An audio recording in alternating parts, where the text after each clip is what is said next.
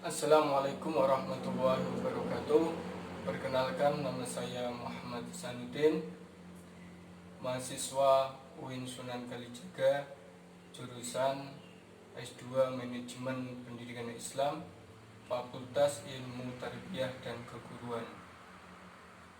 Saya akan menjelaskan tentang sunatullah atau hukum keteraturan, dasar-dasar filsafat pendidikan, dan filsafat kehidupan yang saya ambil dari bukunya Prof. Dr. Haji Maragustam, Magister Agama, yang berjudul Filsafat Pendidikan Islam Menuju Pembentukan Karakter. Ini bukunya.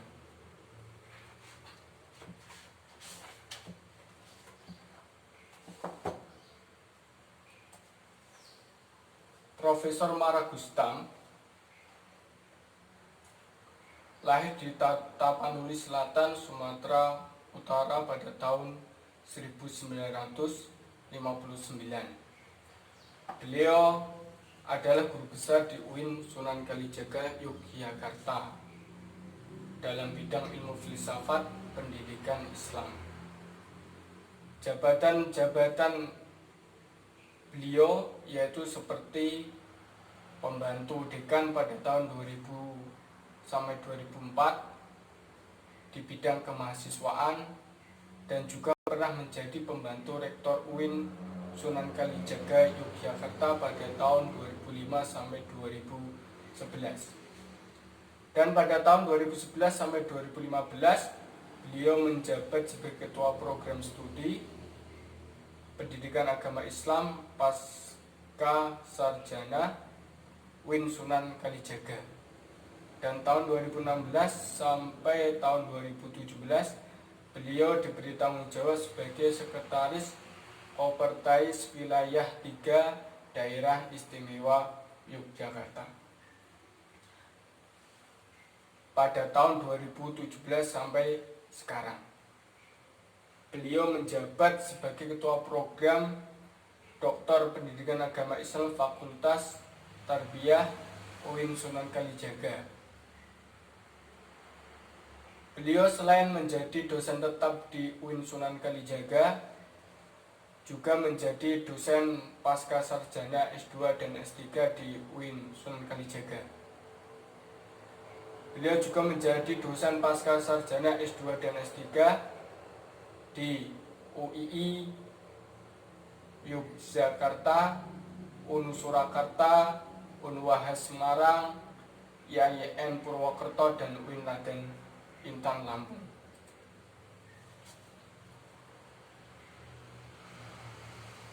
Tentang hukum sunatullah atau hukum-hukum keteraturan, dasar-dasar filsafat pendidikan dan filsafat kehidupan. Sebelum menjalankan proses pendidikan, alangkah baiknya memahami tentang konsep, struktur, ide pendidikan Islam tersebut. Karena struktur ide pendidikan Islam akan mempengaruhi terhadap implementasi pendidikan, yaitu tentang proses dalam pembentukan diri, alam, kehidupan, dan masyarakat yang sesuai dengan nilai-nilai Islam dan nilai-nilai luhur bangsa. Struktur ide pendidikan Islam meliputi sunatullah, lingkungan, dan filsafat kehidupan. Ketiganya saling berkaitan. Dalam proses pendidikan, tidak akan kehilangan arah atau ruh jika mengimplementasikan ketiganya. Ruh Islam atau nilai-nilai Islam akan tertanam dalam jiwa pendidikan. Seorang pendidik dan tenaga pendidik tanpa kekokohan akan struktur ide yang dipeganginya atau pendidikan Islam, akan filsafat pendidikan Islam, maka proses pendidikan bisa terputus keterhubungan antara idealisme dan realitas, antara konsep dan kenyataan, antara spiritual agama teosentris yang berlandaskan kepada Tuhan atau Allah, kemanusiaan antroposentris, dan kealaman yaitu kosmosentris. Materi yang akan saya jelaskan tentang hukum sunatullah, filsafat pendidikan dan filsafat kehidupan, yaitu yang pertama, hakikat sunatullah atau hukum keteraturan. Yang kedua, filsafat pendidikan barat tentang teori empirisme, nativisme, konvergensi, dan hereditas dalam perspektif pendidikan Islam. Yang nomor ketiga, perbedaan dasar-dasar filsafat pendidikan barat dan filsafat pendidikan Islam. Yang keempat, filsafat pendidikan Islam tentang kehidupan. Yang pertama yang kita akan bahas yaitu hakikat sunatullah atau hukum keteraturan. Sunatullah atau hukum keteraturan yaitu sebuah sistem yang telah diciptakan Allah yang berlangsung dengan penuh keteraturan dari setiap unsur membentuk menjadi satu kesatuan yang sempurna. Keteraturan alam saling berkaitan, saling melengkapi, mengharuskan manusia bekerja sama untuk mewujudkan kehidupan yang lebih baik. Dalam pandangan Islam, Allah menciptakan alam dengan ukuran dan perencanaan yang matang dan mempunyai tujuan tertentu untuk manusia atau untuk kehidupan. Sehingga manusia berkewajiban mempelajarinya, memahami akan hukum-hukum keteraturan tersebut sebagai landasan kehidupan di dunia. Keteraturan alam yang saling berkaitan antara satu dengan yang lainnya mewujudkan bahwa alam ialah undang-undang natural yang menguasai perjalanan atau undang-undang kausal sebab akibat. Hukum keteraturan yaitu hukum kausalitas dan keindahan yang bertujuan mengantarkan manusia terhadap pengakuan kebesaran Allah Maha Pencipta, sekaligus memperkuat iman dan ketakwaan, kerendahan manusia di hadapan Allah, dan pentingnya menundukkan diri kepada Allah Maha Pencipta. Tentang hukum sunatullah atau hukum keteraturan dijelaskan dalam surat As-Sajdah ayat 4, yaitu Allahul ladzi khalaqas samawati wal arda wa ma bainahuma fi sittati ayyamin tsumma istawa 'ala arsy ma lakum min dunihi min wali wala syafi'in afala tadzakkarun. Yaitu Allah lah yang menciptakan langit dan bumi dan apa yang ada di antara keduanya dalam 6 masa. Kemudian dia bersemayam di atas arsy. Tidak ada bagi kamu selain daripadanya seorang penolong dan tidak pula seorang pemberi syafaat. Maka apakah kamu tidak memperhatikannya tentang hukum sunatullah tersebut? Dijelaskan juga dalam surat Al-Furqan ayat 2, yaitu alladzi lahu mulkus samawati wal ard wa lam yattahid waladahu wa lam yakul lahu syarikun fil mulki wa khalaqa kulla shay'in faqaddarahu taqdiran. Yang kepunyaannya lah kerajaan langit dan bumi, dan dia tidak mempunyai anak dan tidak ada sekutu baginya dalam kekuasaannya. Dan dialah yang menciptakan segala sesuatu, dan dialah yang menetapkan ukuran-ukuran dan dengan serapi-rapinya.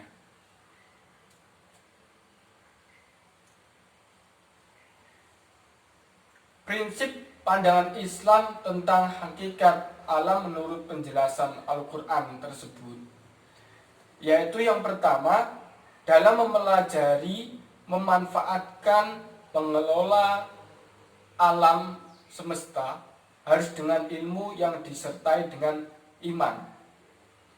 Karena tanpa adanya iman, seseorang dalam mempelajarinya akan sering melalaikan keagungan Tuhan atau kebesaran-kebesaran Tuhan. Hubungan manusia dan alam ialah hubungan taksiri atau pengelolaan dengan ilmu-ilmu dan penuh tanggung jawab, bukan hubungan eksploitasi yang dibingkai dengan keserakahan hawa nafsu. Kehidupan manusia tunduk kepada sunatullah alam dan sunatullah kemasyarakatan. Allah telah mengatur sunnah bagi kehidupan manusia, maka Allah mengutus para rasul menyiksa umat, membinasakan sebagian dari mereka, mengatur ajal dan mengubah keadaan mereka, yang dijelaskan dalam surat Al-Ra'd dan ayat 11 dan Al-Imran ayat 137. Lahu mu'aqibtu min baini yadayhi wa min khalfihi yahfazunahu min amrillah. Innallaha la yukhayyiru ma biqaumin hatta yukhayyiru ma bi anfusihim. Wa iza aradallahu biqaumin su'an fala maraddalah wa ma lahum min dunihi miwalihi. Bagi manusia ada malaikat-malaikat yang selalu mengikutinya, bergeliran di muka maupun di belakangnya. Mereka menjaganya atas perintah Allah. Sesungguhnya Allah tidak merubah keadaan suatu kaum sehingga mereka merubah keadaan yang ada pada diri mereka sendiri. Dan apabila Allah menghendaki keburukan terhadap suatu kaum, maka tak ada yang dapat menolaknya, dan sekali-kali tak ada pelindung bagi mereka selain Dia Allah. Qad khalat min qablikum sunanu fasiru fil ardi fanzuru kaifa kana akibatul mukazzibin. Sesungguhnya telah berlalu sebelum kamu sunnah-sunnah Allah, karena itu perjalanan kamu di muka bumi dan perhatikanlah bagaimana akibat orang-orang yang mendustakan tentang hukum kesunatan Allah atau melanggar perintah Allah dan Rasul-Nya.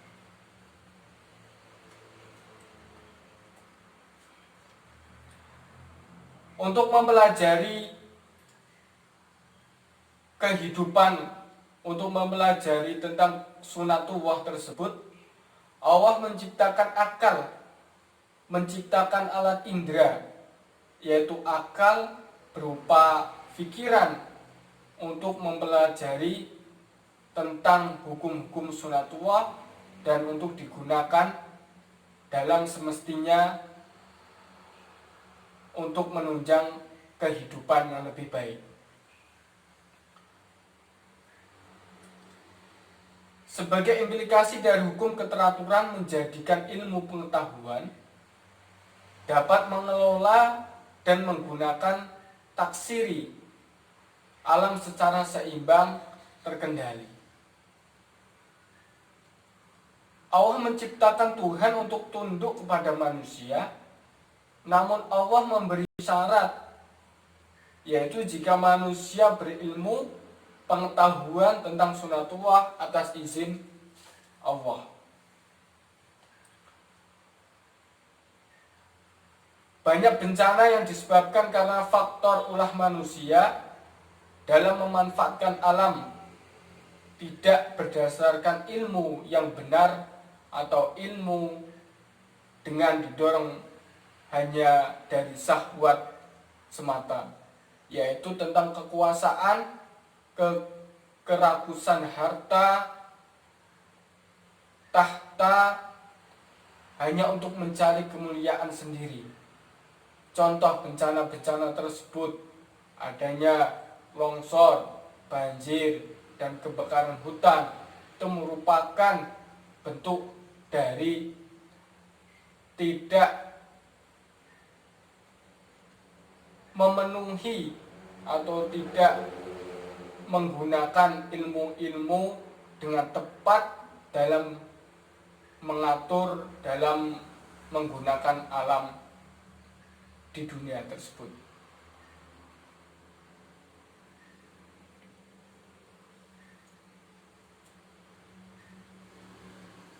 Dasar filsafat pendidikan Barat dalam perspektif Islam.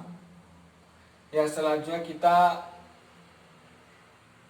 menjelaskan tentang dasar-dasar filsafat pendidikan Barat dalam perspektif Islam.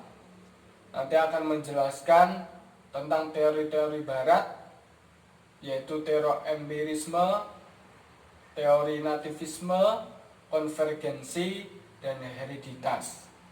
Sebagaimana nanti teori-teori ini berperan dalam kehidupan di dunia. Yang pertama yaitu teori hukum empiris. Perkembangan dan pembentukan kepribadian manusia ditentukan oleh faktor lingkungan, termasuk pendidikan dan sosial budaya. Teori ini dikenal dengan tabula rasa atau empirisme, menyebutkan manusia lahir sebagai kertas putih dan lingkungan itulah memberi corak atau tulisan dalam kertas putih tersebut. Pengalaman yang berasal dari lingkungan tersebut menentukan kepribadian manusia. Manusia lahir di dunia itu bagikan kertas putih, kosong, tidak ada apa-apanya. Sehingga pengaruh lingkungan ini yang akan menjadikan warna bagi kehidupan manusia. Manusia ini akan menjadi baik atau buruk, itu tergantung dengan keadaan lingkungan tersebut. Yang kedua yaitu teori nativisme, yaitu faktor perkembangan kepribadian yang ditentukan oleh bawaan atau kemampuan dasar. Teori nativisme ini bertentangan dengan teori empirisme yang perkembangan kepribadian berdasarkan lingkungan. Kalau nativisme ini berdasarkan bawaan atau bakat dari lahir yang bersifat kodrati. Proses pembentukan dan perkembangan pribadi ditentukan oleh bawaan yang tidak dapat diubah oleh pengaruh alam sekitar, yaitu lingkungan, pendidikan, atau faktor-faktor lain. Faktor bawaan dasar atau al-waris tersebut mempunyai pengaruh besar dalam pembentukan kepribadian seseorang. Aliran ini bersifat pesimistik karena menerima kepribadian apa adanya tanpa kepercayaan adanya nilai-nilai pendidikan untuk merubah kepribadian menjadi yang lebih baik. Yang selanjutnya yaitu teori hukum konvergensi. Teori hukum ini merupakan gabungan dari bakat, bawaan, dan faktor lingkungan, yaitu manusia berlangsung atas pengaruh faktor-faktor bakat atau kemampuan dasar, bawaan, dan faktor alam sekitarnya atau faktor eksogen, termasuk pendidikan, sosial budaya, dan sosial kultur masyarakat.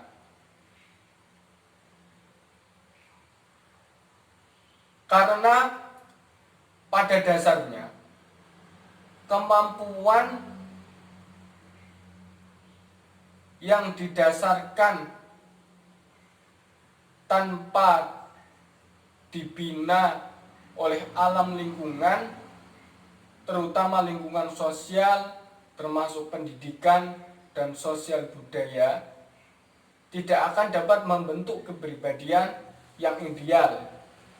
Dan sebaliknya, faktor lingkungan yang baik tetapi tidak didukung oleh kemampuan dasar manusia tidak akan menghasilkan kepribadian yang ideal. Jadi keduanya harus seimbang antara faktor bawaan dan faktor lingkungan. Harus berjalan beriringan untuk menjadikan manusia yang lebih baik. Itu menurut teori hukum konvergensi. Sedangkan menurut teori hukum hereditas, yang merupakan bagian integral dari nativisme atau teori bawaan, yaitu manusia berasal dari sebuah sel tunggal yang kecil bernama gametes yang mengagumkan sebagai kemahakuasaan Allah. Penggabungan dua sel menghasilkan sel inti atau nukleus seorang individu baru yang akan lahir di dunia. Pada saat itulah manusia akan ditentukan individu akan menjadi laki-laki, perempuan, manusia tersebut pendek atau tinggi, cerdas atau bodoh, dan seterusnya tentang sifat-sifat yang ada pada manusia. Hereditas ini dikelompokkan menjadi 5 bagian. Yang pertama yaitu konfirmitas, jenis spesies yang akan menghasilkan jenisnya sendiri. Contoh, jenis manusia akan menghasilkan jenis manusia.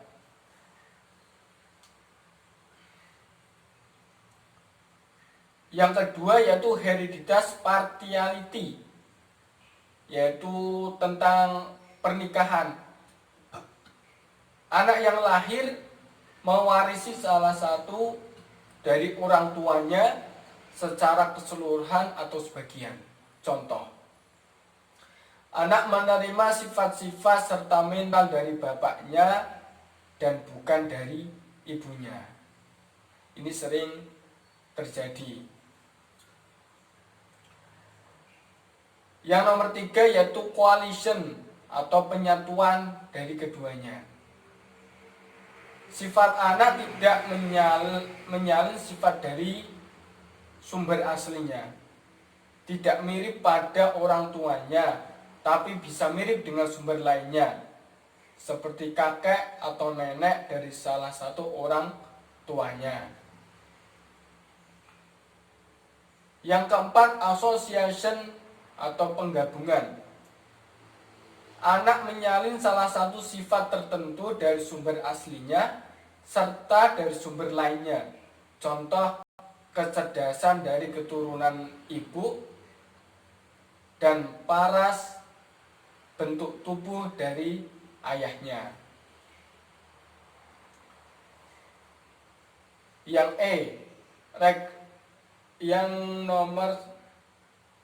yang 5, regresi filial. Sifat-sifat dari orang tua akan menghasilkan keturunan seluruhnya dengan kecenderungan pada sifat rata-rata pada umumnya. Kalau ini menyeluruh yang sering terjadi pada di dunia ini. Pandangan Islam tentang hereditas. Bagaimana sih pandangan Islam tentang teori hereditas tersebut? Dalam Islam juga sangat memperhatikan faktor al-waris atau hereditas dalam mempertunjukkan kepribadian manusia dan mengarahkannya dengan yang baik, yaitu dengan cenderung meniru dari generasi ke generasi sebagaimana dijelaskan dalam Al-Quran surat Al-Imran ayat 34. Dzurriyyatan ba'duha min ba'di wallahu sami'un alim. Sebagai satu keturunan yang sebagiannya dari yang lain, dan Allah maha mendengar lagi maha mengetahui.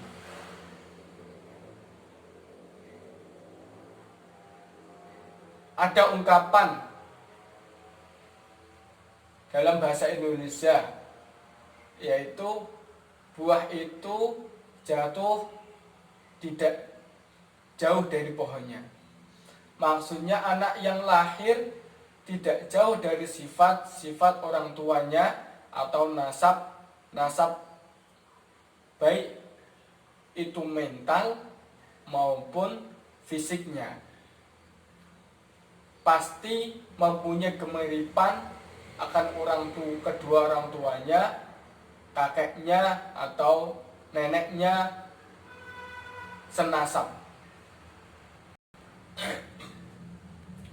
Demikian juga menurut hadis-hadis Nabi Shallallahu Alaihi Wasallam sangat memperhatikan faktor al-waris atau hereditas tersebut, yaitu adanya pemilihan seorang istri sebelum menikah, yaitu memberikan indikasi yang halus bahwa faktor hereditas mempunyai pengaruh yang signifikan dalam keturunan tersebut.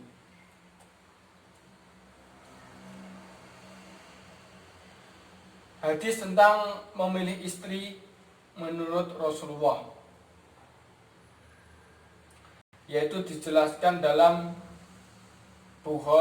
kitab Bukhari Muslim. Tungkahul mar'atul arba'i limaliha wali hasabiha wali jamaliha wali diniha fadfar bidzatid dini taribat yadaik. Wanita biasanya dinikahi karena 4 hal, yaitu karena hartanya, karena kedudukannya, karena perasaannya, dan karena agamanya. Maka hendaklah kamu pilih wanita yang bagus agamanya atau keislamannya. Kalau tidak demikian, niscaya kamu akan rugi.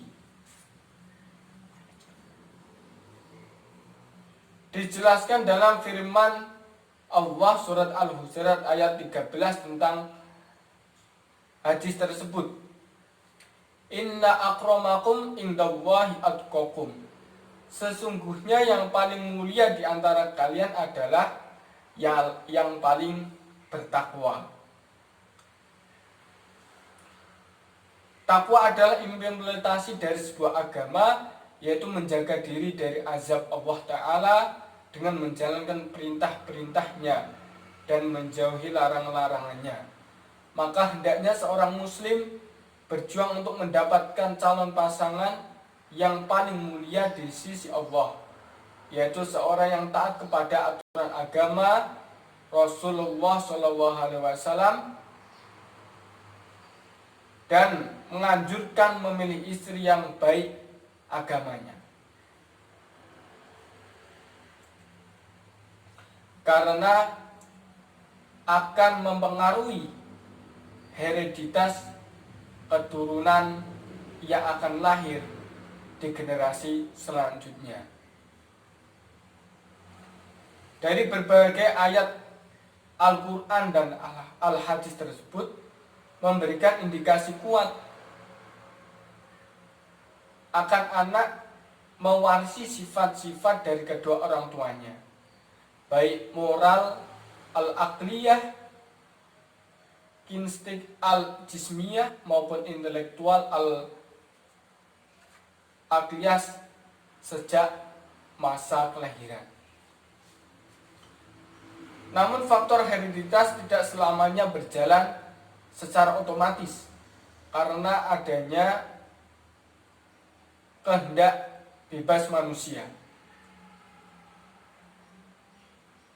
yang akan mengalahkan pengaruh hereditas atau alwaris dan lingkungan pendidikan dan kemasyarakatan. Karena manusia ini diberikan akal oleh Allah, dalam kehidupan seringkali terjadi tidak sebanding dengan hereditas. Contohnya, seperti anaknya Nabi Nuh alaihi salam, yaitu Kan'an yang kafir, tidak mengikuti risalah bapaknya. Dia memilih melanggar aturan-aturan yang diberikan oleh bapaknya untuk mengikuti jalur agama yang benar, yaitu Allah Subhanahu wa Ta'ala.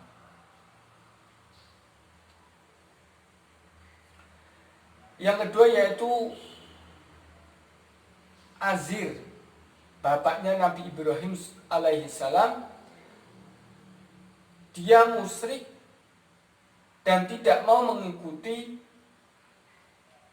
anjuran yang diberikan oleh Nabi Ibrahim. Malah beliau memusuhi dan ingin merajam jika Nabi Ibrahim menyebarkan agama yang mengikuti keesahan Allah. Sehingga dalam teori tersebut tentang pembentukan kepribadian manusia, bahwa faktor hereditas dan lingkungan secara signifikan ikut membentuk kepribadian manusia. Keduanya harus saling dihubungkan, tidak boleh dipisah-pisahkan. Karena untuk membentuk insan kamil juga berdasarkan dari faktor lingkungan yang akan memengaruhinya. Faktor lingkungannya baik dengan tidak didukung oleh hereditas yang baik juga sulit untuk membentuk manusia yang ideal. Dan sebaliknya, hereditas yang baik atau bakat bawaan yang baik dengan tidak didukung dengan faktor lingkungan yang baik juga tidak akan menjadikan insan kamil atau manusia yang sempurna.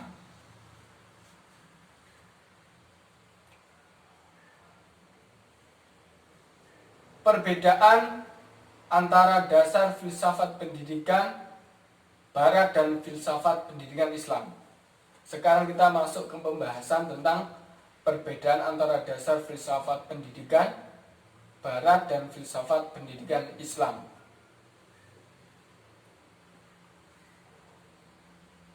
Sebagaimana kita nanti lihat, perbedaannya terletak di mana antara filsafat pendidikan Barat dan filsafat pendidikan Islam.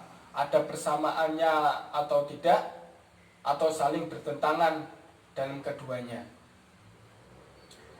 Yang pertama yaitu teori nativisme dan teori Islam.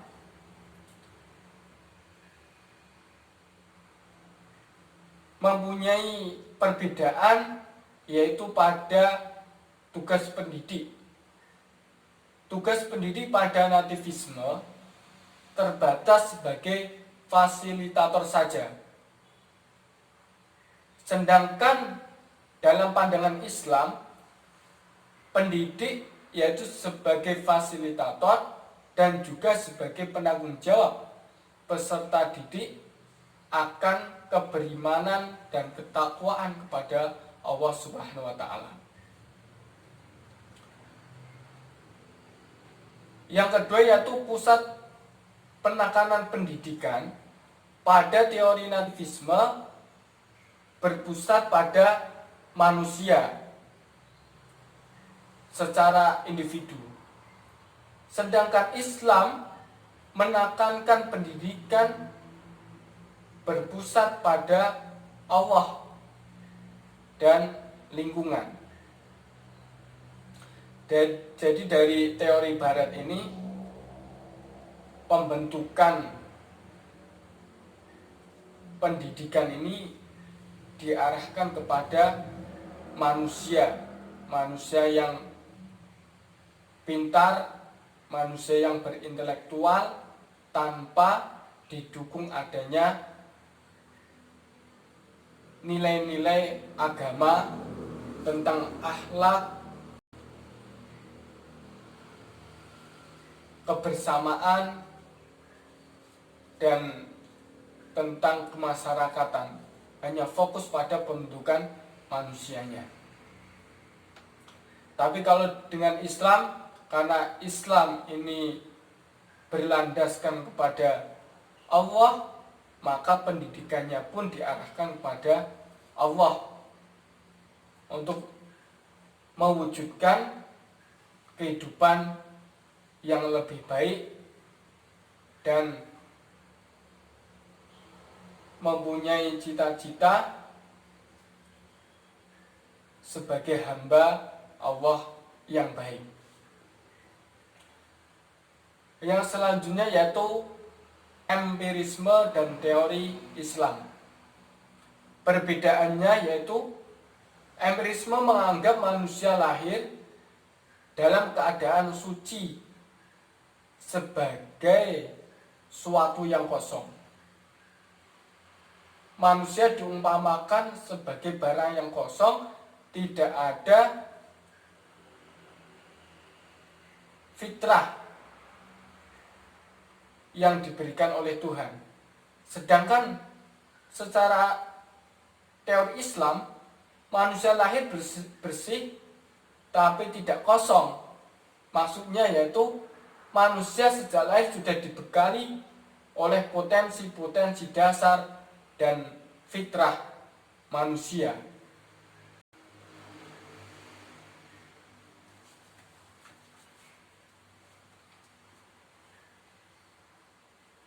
Faktor lingkungan bagi empirisme memberikan peran lebih besar dan dalam menentukan keberhasilan pendidikan. Sedangkan dalam Islam memiliki keterbatasan usaha. Keberhasilan usaha murni kehendak Allah Subhanahu wa Ta'ala. Manusia hanya sebagai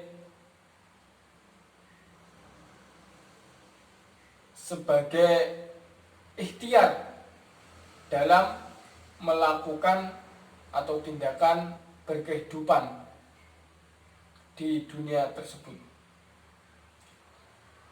Pusat perhatian pendidikan pada teori empirisme yaitu berpusat pada lingkungan dan sosial saja.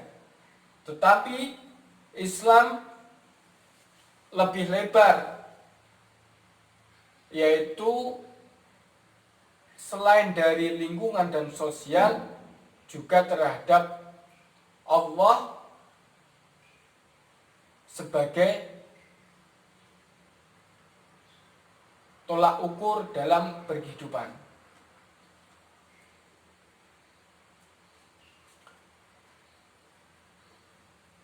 Teori konvergensi dan Islam. Konvergensi lebih cenderung ke arah kesejahteraan hidup di dunia saja, dalam pengembangan kepribadian dan dalam keberhasilan pendidikan. Jadi teori konvergensi ini, kehidupan di dunia dijadikan sebagai final dalam melakukan kehidupannya.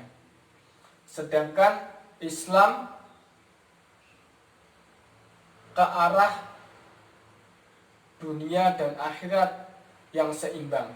Antara dunianya dapat, juga akhiratnya mendapatkan. Itu pendidikan Islam. Penekanan pendidikan pada teori konvergensi, yaitu pada ranah manusia dan lingkungan yang seimbang. Sedangkan Islam, penekanan pendidikannya yaitu pada Allah, manusia, dan lingkungan.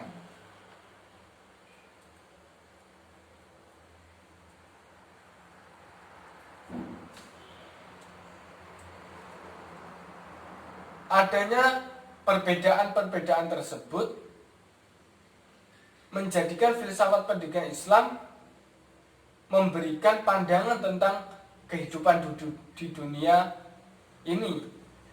Pandangannya tersebut yaitu pandangan pendidik terhadap hakikat kehidupan akan berakibat terhadap kualitas kerja profesionalnya. Perbedaan pandangan akan membuat dampak terhadap optimisme dan pesimisme bagi peserta didik. Jika pendidik menganggap kehidupan dunia sebagai tujuan final, maka segala cara akan ditempuhnya, walaupun cara-cara tersebut tidak dibenarkan oleh nilai-nilai ketuhanan dan kemanusiaan. Terpenting tercapai tujuannya, semata-mata ingin tercapai tujuannya, entah itu dari segala berasal dari yang baik ataupun buruk. Pendidikan dalam menjalankan tugas-tugas bersifat pragmatisme, artinya menjalankan tugas sesuatu berguna secara praktis dalam arti fisik maupun materi. Jika mendatangkan keuntungan atau akan dikerjakan. Jika tidak mendapatkan keuntungan, tidak akan dikerjakan, atau dikerjakan hanya sebatas melakukan atau melaksanakan kewajiban yang tugas tersebut dilaksanakan dengan tidak profesional dan tidak penuh tanggung jawab.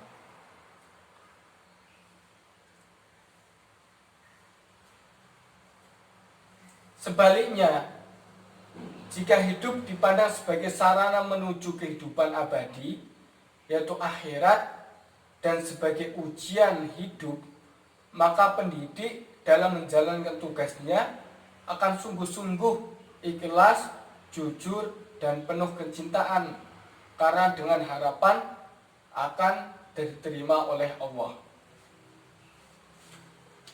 Ini pandangan tentang filsafat pendidikan Islam tentang kehidupan yang ada di dunia ini.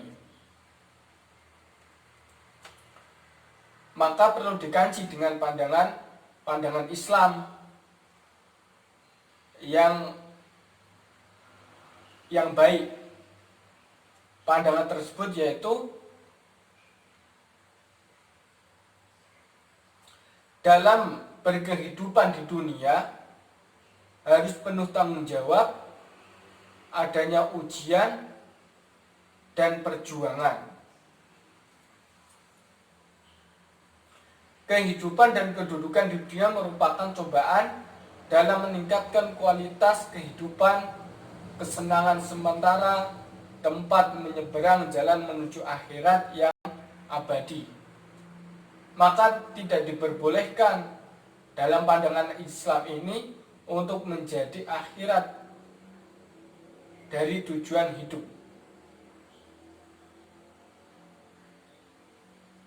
Maka tidak diperbolehkan dalam pandangan Islam untuk menjadi akhir dari tujuan hidup. Setiap muslim dalam pandangan Islam boleh melakukan apapun, kesenangan apapun yang ada di dunia, asalkan mengikuti syariat-syariat Islam dengan benar, mengimplementasikan seluruh kegiatan di dunia dengan menjalankan ketaatan kepada Allah dan Rasul-Nya dan menjauhi semua larangannya. Dalam filsafat kehidupan, manusia akan mewarnai gelombang kehidupan di dunia, sehingga akan muncul kenikmatan hidup di dunia yang akan dijadikan sarana menciptakan hubungan manusia yang harmonis dan bermartabat, seperti saling menolong dan selalu merekatkan hubungan dengan Sang Pencipta. Demikian juga kesusahan hidup di dunia tidak akan menjadikan keputusasaan, rendah diri, dan apatis, melainkan akan optimis dan penuh tawakal kepada Allah. Karena manusia muslim tahu derajat kehidupan bukan dilihat dari harta, pangkat, atau tahta, tetapi dilihat dari ketakwaan terhadap Sang Penciptanya.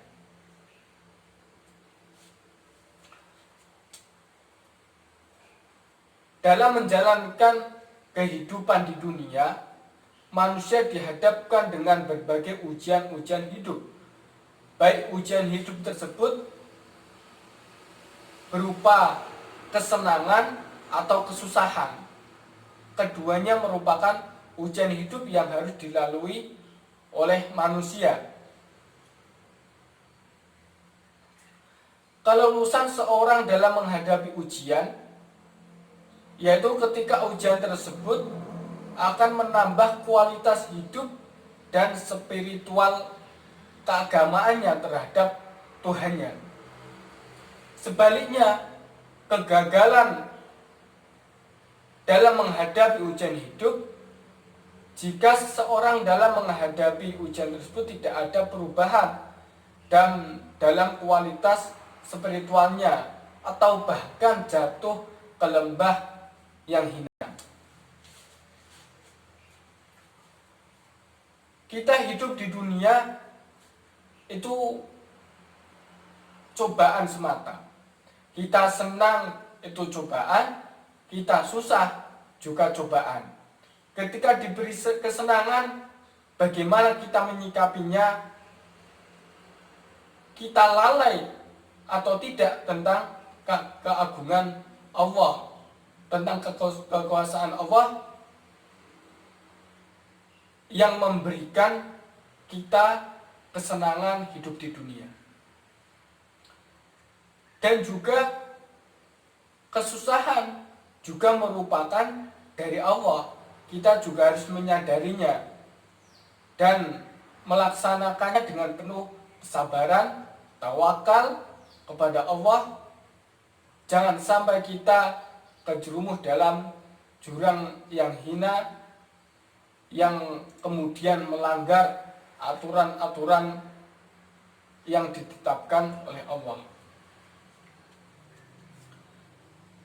Dalam hidup manusia dalam menghadapi cobaan itu terdapat golongan-golongan atau dapat dikelompokkan. Golongan pertama yaitu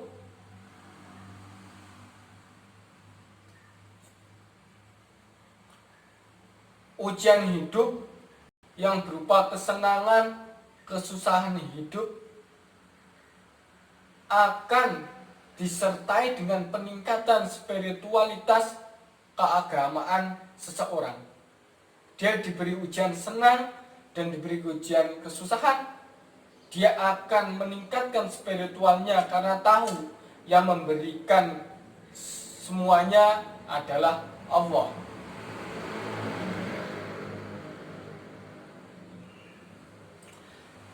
Aktivitas di dunia sebagai ladang bercocok tanam kebajikan, berlomba-lomba berbuat kebaikan untuk kehidupan yang abadi, yaitu akhirat. Yang kedua yaitu golongan kedua, yaitu seorang dalam menjalin kesenangan hidup dan kesusahan hidup dengan larut di dalamnya, bahkan tanpa memerdulikan nilai-nilai agama dan nilai-nilai luhur bangsa. Aktivitas kesenangan di dunia hanya dijadikan kesenangan semata tanpa adanya perubahan spiritualitas terhadap Tuhan. Kehidupannya hanya didasarkan pada nafsu syahwat semata, melupakan tugas yang diberikan oleh Allah Subhanahu wa Ta'ala. Ini termasuk orang-orang yang lalai dalam menjalankan hidup, dalam kehidupan di dunia dijadikan sebagian tujuan akhir atau tujuan final dalam kehidupan, bukan dijadikan sebagai sarana jembatan untuk kehidupan yang abadi, yaitu akhirat.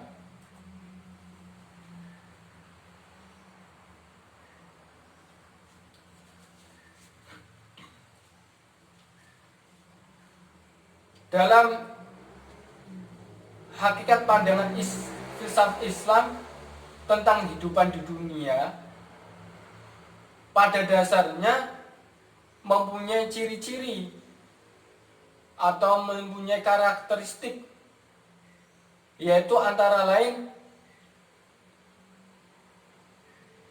kehidupan di dunia adalah sarana mencari bekal menuju akhirat. Kehidupan di dunia sebagai pendidikan untuk menjalankan atau membentuk karakter manusia yang lebih baik. Ada 3 golongan manusia dalam kehidupan. Yang pertama yaitu golongan manusia yang baik, yaitu orang yang tidak berbuat salah, dosa, dan diikuti dengan kualitas spiritual kepada Tuhannya. Golongan ini kalau Islam disebut maksum.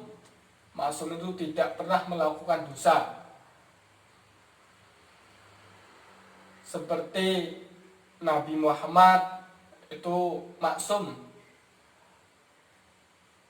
tidak pernah melakukan dosa dan dijaga oleh Allah. Tingkatan di bawahnya yaitu sering melakukan dosa dan juga sering melakukan kebaikan, yaitu orang yang berbuat salah dan kemudian bertobat, meningkatkan kualitas spiritual kepada Tuhannya. Ini tingkatan yang kedua atau golongan yang kedua. Sedangkan golongan yang ketiga, ini golongan yang jelek dari implementasi manusia, yaitu seseorang yang berbuat salah, yang terus-menerus dan tidak menyadari akan kesalahan, bahkan bangga dengan apa yang dilakukannya atau dosa-dosa yang dilakukannya. Itu manusia yang paling jelek, kriteria manusia yang paling jelek. Dengan adanya 3 golongan tersebut, kita bisa introspeksi diri, kita masuk ke golongan yang mana.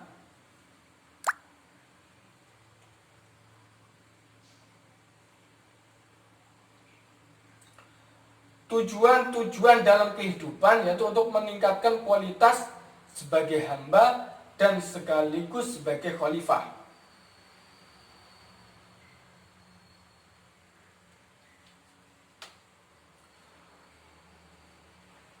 Hubungan manusia dengan kehidupan di dunia adalah hubungan ujian dan pembelajaran, sedangkan hubungan dengan kehidupan akhirat ialah hubungan pertanggungjawaban dan pembalasan.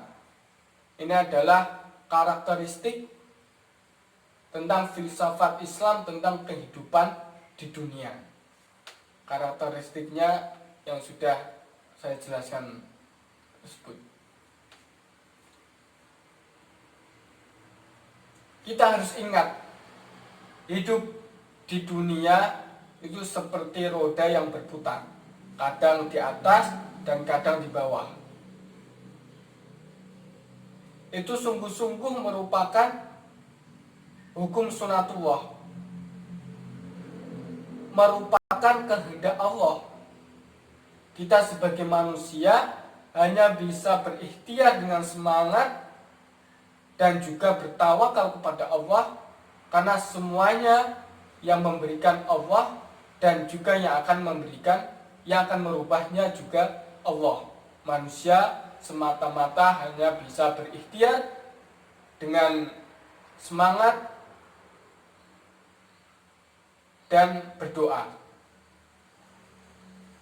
Jangan sampai kita hidup di dunia ini karena adanya kesenangan dan kesusahan yang diberikan oleh Allah, kita akan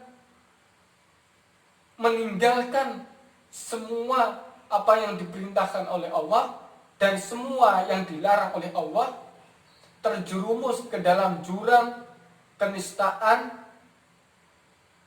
mengikuti ajaran setan. Menurut dari saya cukup sekian.